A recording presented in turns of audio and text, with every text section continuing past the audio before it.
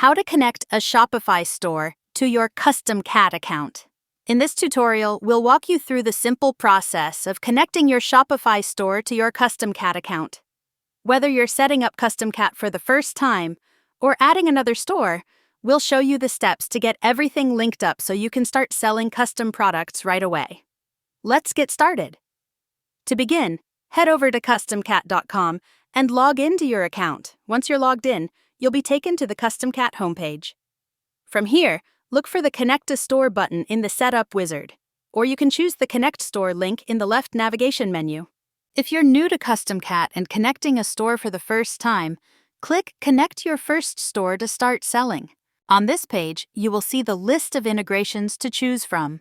But before we go any further, let's demonstrate what this step looks like for sellers who are connecting an additional store. If you're connecting an additional store, select Choose Platform from the right-hand menu. Then, under Shopify, click Connect, and you'll be redirected to the Shopify App Store.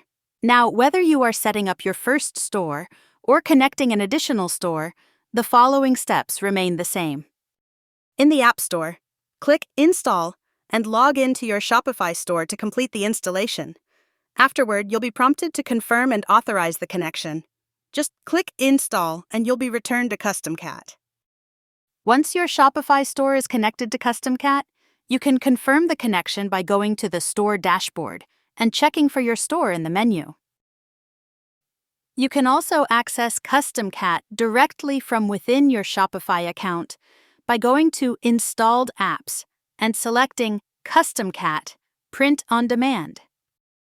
Now you're ready to start creating, exporting, and selling custom products in your Shopify store through CustomCat.